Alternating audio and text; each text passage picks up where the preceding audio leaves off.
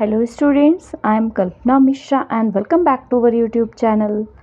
Students, आज के इस वीडियो में हम डिस्कस करने वाले हैं क्लास 9 साइंस का चैप्टर नंबर 9 ग्रेविटेशनल के एक्सरसाइज का question number 1 and 2।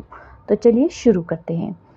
First question है हमारा एक्सरसाइज का, how does the force of gravitation between two object change when the distance between is reduce to half. यहाँ पे क्वेश्चन बोल रहा है कि अगर दो ऑब्जेक्ट है हमारे पास, ठीक है, फॉर एग्जांपल मेरे पास एक ऑब्जेक्ट ये है और एक ऑब्जेक्ट ये है। कह रहे अगर दो ऑब्जेक्ट है और उन ऑब्जेक्ट के बीच में क्या चेंज करना, हमें जो डिस्टेंस है उसको हम हाफ कर दें, मतलब इनके बीच की जो डिस्टेंस है उसको अगर हम हाफ कर देंगे तो उसके ग्रेविटेशन फोर्स पर क्या असर पड़ेगा ये बताना है। ठीक है, तो बिल्कुल सिंपल वे में हम यहाँ पर करेंगे कि फर्स्ट हम ले लेते हैं let m1 m2 be the mass of the two object. ये ऑब्जेक्ट था हमारा, तो एक का मास m1 ले लिया और दूसरे का मास हमने m2 ले लिया। ठीक है, ये हमारा ऑब्जेक्ट हो गया, इसको नाम दे देते हैं a और इसको नाम दे देते हैं b।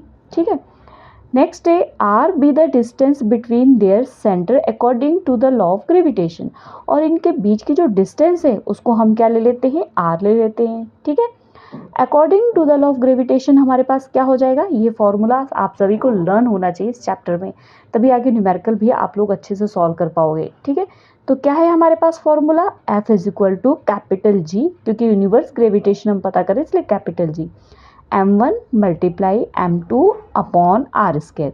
इसको हम दे देते हैं इक्वेशन नंबर 1। अब क्वेश्चन में हमें बोला गया है कि आपको डिस्टेंस को क्या कर देना है, हाफ कर देना है। तो हम क्या कर देते हैं, if the distance between the two object reduce half. अगर डिस्टेंस को हम हाफ कर देंगे तो क्या हो जाएगा, वो r/2 हो जाएगा, है ना। तो अब जहाँ पे हमारे पास r की वैल्यू है वहाँ पे हम क्या लिख देंगे, r/2 लिख देंगे। तो हमने अपने r की वैल्यू की जगह क्या लिख दिया, r/2 की स्क्वायर। अब देखो बच्चे, r/2 को अगर हम स्क्वायर ओपन करेंगे तो r स्क्वायर और 2 2 सा कितना हो जाएगा, 4 हो जाएगा।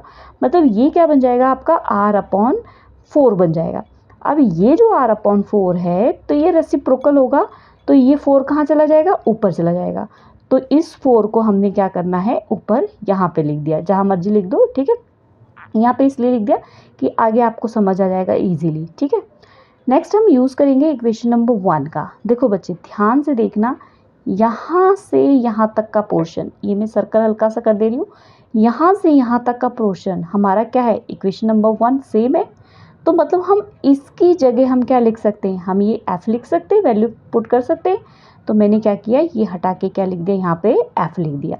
तो यहाँ पर अब देखो क्या मिल गया आपको, f is equal to 4f।